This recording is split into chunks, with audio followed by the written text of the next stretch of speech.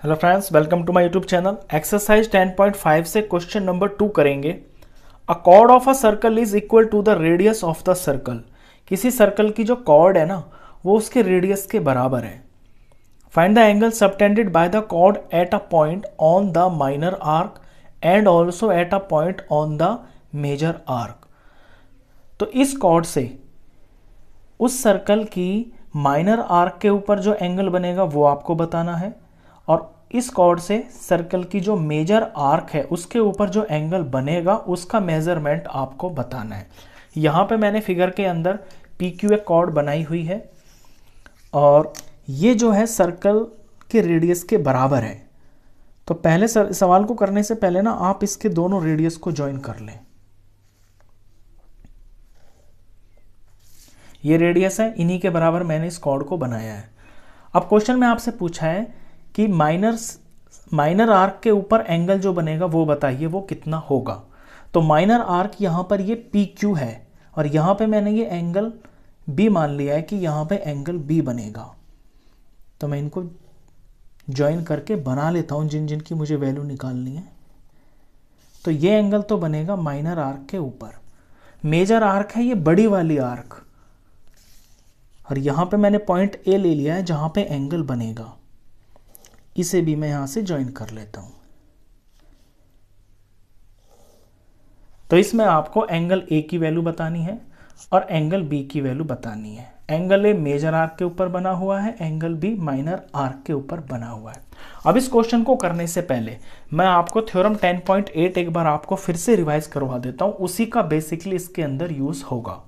Theorem कहती है The angle subtended by an arc at the center is double the angle subtended by it at any point on the remaining part of the circle। देखिए ये कोई circle है, ये centre है, यहाँ पे कोई दो पॉइंट्स हैं, एक कॉर्ड है, पॉइंट है, आर्क बन गई, मतलब कि इसका ये आर्क है। अब इस आर्क से ये पी क्यू एक आर्क है, इस आर्क से सेंटर पे एंगल बन गया है ये एंगल नंबर 1। तो ये डबल होगा इस एंगल से जो मैं नंबर 2 बना रहा हूँ। ये नंबर 2 कहीं और पर है, तो सेंटर वाला एंगल जो है डबल होता है किसी और पॉइंट पे, जो सर्कल के ऊपर कहीं और पॉइंट पे एंगल बनता है ना, ये उसका डबल होता है, यानी सेंट्रल एंगल डबल होता है। अब यही हम इस काम को, थ्योरम को अपने इसमें यूज करेंगे। देखिए सबसे पहले हमें ये दे रखा है कि पी क्यू जो है ये कॉर्ड है, ये सर्कल के रेडियस की लेंथ के बराबर है। मैंने दोनों रेडियस ज्वाइन कर दिए हैं, ये पी क्यू बना हुआ है, तो ओ पी क्यू एक इक्विलेटरल ट्राइंगल बन गया। यहां से हम क्वेश्चन की शुरुआत करेंगे। तो since P Q is equal to P O and O Q, तो therefore triangle POQ is an equilateral triangle। अब जब ये इक्विलेटरल ट्राइंगल है तो इसका सारे के सारे एंगल तीनों 60 डिग्री के होंगे। तो ये जो एंगल O है ये 60 डिग्री का होगा।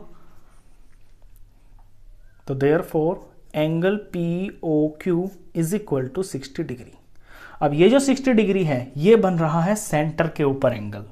मैंने बताया ना सेंटर पे ये PQ एक कॉर्ड है, इससे सेंटर के ऊपर एंगल बन रहा है। अब ये डबल होगा किसका? एंगल ए का, क्योंकि ये थ्योरम है। तो एंगल POQ होगा twice of angle PAQ। Reason में पूरा आपको थ्योरम लिखनी है जो मैंने अभी समझाई है, आप इसको पूरा लैंग्वेज में लिखेंगे। मैं सिर्फ यहाँ पे मार्क कर रहा हूँ कि थ्योरम 10.8 का यहाँ पे आपको यूज करना है। अब ये इसका ट्वाइस है। POQ की वैल्यू मुझे पता चल गई है 60 डिग्री। तो इक्वेशन बन रही है यहाँ से 2PAQ। मुझे एंगल PAQ की वैल्यू निकालनी है, तो ये 2 यहाँ पर आकर डिवाइड में चला जाएगा, तो एंगल PAQ हो जाएगा 30 डिग्री।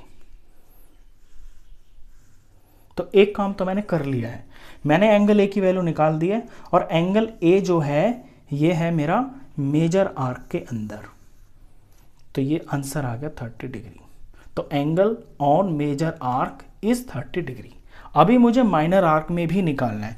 माइनर आर्क में आप निकालते वक्त थोड़ा सा आप ध्यान देंगे, क्या होगा कि जब ये सर्कल है, ये इतना एंगल 60 डिग्री का है, तो इसके जो बाहर बाहर का एंगल है ये आपको निकालना पड़ेगा।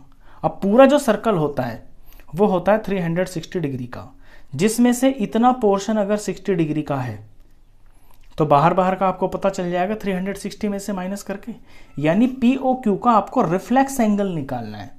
वो सेंट्रल एंगल माना जाएगा इस B के लिए, जो B बन रहा है ना आपका माइनर आर्क के ऊपर, इसका जो सेंट्रल एंगल माना जाएगा वो ये माना जाएगा। तो यहां से मुझे निकालनी होगी वैल्यू रिफ्लेक्स एंगल POQ की, और ये हो जाएगा 360 माइनस 60 डिग्री, ये अंदर वाला, तो ये 300 डिग्री आ गई वैल्यू।